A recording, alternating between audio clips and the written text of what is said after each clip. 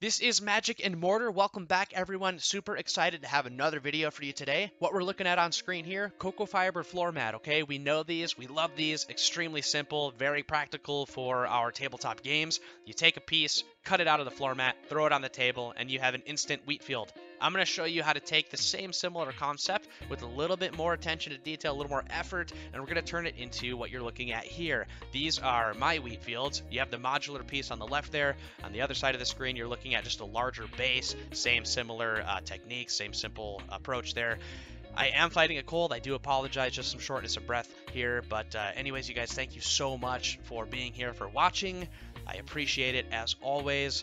Let's go ahead and get started.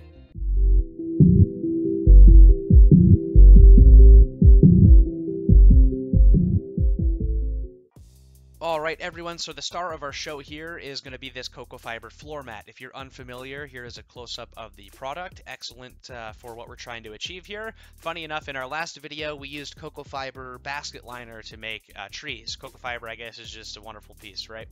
So anyways, for today's video, we're going to go ahead and get started, flip the floor mat over, and then we're going to cut a smaller piece just to make things easier to work with. We want to cut 1/2-inch strips of the floor mat, so grab a tape measure and something to mark with, and then just mark out every 1/2 inch. And then after that, we're going to grab a knife. I do recommend using a box cutter because you have to cut through the rubber floor mat, and it's very tough. Here are the strips that we've cut out. I will mention here that there's going to be a lot of these fibers, these cocoa fibers are left over. They're just kind of hanging out. So if you pick up your strips, you just want to pull out some of the loose ones, maybe brush through the strip with your thumb there, shake it around a little bit, just get all the fibers to fall out. Now the reason that we've cut these out to a 1/2 inch width is because we're going to mount them onto a 1-inch base.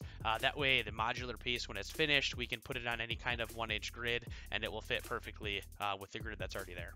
I will be basing my piece on a piece of basswood. You can use whatever material you are comfortable with. I've used a handful of different materials now, and this is my current favorite. So again, use whatever you're comfortable with.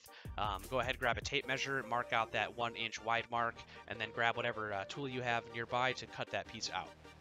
We are going to be hot gluing the strip of floor mat to that basswood. We just want it to be centered. So I'm just kind of eyeballing it right here. After I get it in a decent spot, I'm going to go ahead and mark it out with a Sharpie. After that, I'm going to go ahead and just apply hot glue to the bottom of the strip and then press it into the basswood and just firmly hold it in place, give that glue a chance to dry.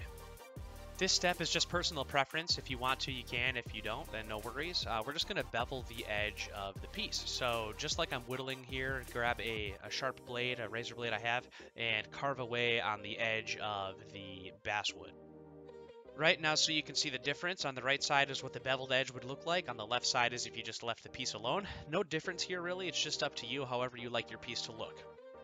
We're going to be painting our base just one color and then we'll move on to flocking. But for the first color here, what we're going to be doing is a burnt umber, just a very dark brown. We're going to put this color down here. It's going to serve as kind of like mud. So that way after we flock, if any of the base is still sticking through that flock, it will look just like mud underneath all the grass and stone that we put down. Our first bit of flock that we're applying here, we want it to serve as kind of like soil for the wheat field, right? So we're going to be carefully applying some Mod Podge right to the base of the stalks of the wheat. For what I have on hand, I'm going to be using a ballast, a Woodland Scenics ballast flock. Which technically is actually used for like railroad tracks. It's just a very fine gravel, but for our purposes, it's still okay. I would suggest and recommend if you have some dirt or anything on hand, that would be just as fine. It might even look even better.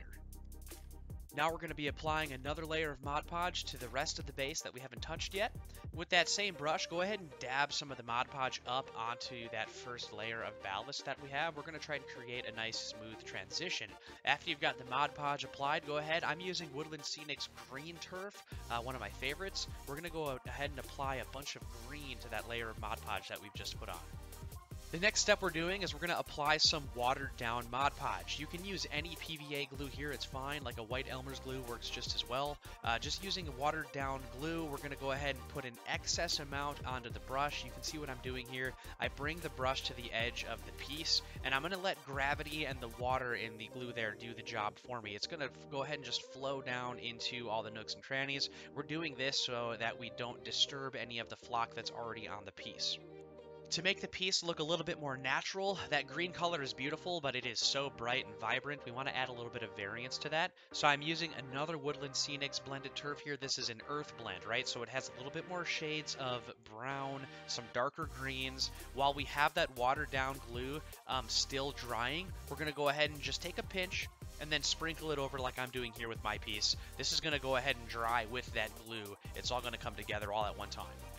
Now, this next step was a bit of fun for me. When I create my terrain, I want to capture that element of creativity that we create in our imaginations, right? This is a fantasy setting. This is a tabletop game that we create in our minds. And so when we're putting our terrain out onto the table, when I'm making these pieces, I want that creativity to be reflected. I have just as much fun making these terrain pieces a piece of art as I do a piece of terrain. So for this step, I just had a lot of fun, decided to run with it. I took metallic gold and I applied metallic gold like crazy to all of the wheat here, and I'll show you what it looks like side by side. The left side there with the metallic gold applied to it, I think this piece came out looking beautiful. I love the gold after it was applied. I was looking for that extra oomph. I wanted the piece to come alive, and I think that last step really did it for me. And finally, to finish the piece off, I'm going to go ahead and use a spray adhesive, heavy-duty, ultra-adhesive Gorilla Glue, something like that. It's Gorilla Glue. By the way, pick this up in the grocery store if you can. If you get this from a craft store, you're going to pay twice as much for what you get. We're going to go ahead and spray this adhesive to the entire piece. It's going to help seal all of the flock, and it's going to help strengthen the cocoa fibers as well. If you were interested in making a larger wheat field, all right, the process is all the same. We're still using the 1/2-inch wide rows of wheat, and we're still making a 1-inch grid. Just make sure that you measure everything out, mark it accurately before you start gluing. After you've got everything in place, the painting, the gluing, the flocking, all of that process is exactly the same. Just be careful with your measurements. That is it, everyone. That is the finished product. I had a lot of fun doing this one. This marks the second video in our village that we're creating. So far we have the stockade fences and we have wheat fields, all right? I'm going to be doing some buildings next, I think. I don't quite know yet. Anyways, make sure you subscribe so that you're in the loop there. Now you know how to take a floor mat and with a little bit of extra effort, turn it into something super cool, these modular wheat fields. You guys, thank you so much for watching, and we'll see you at the next video.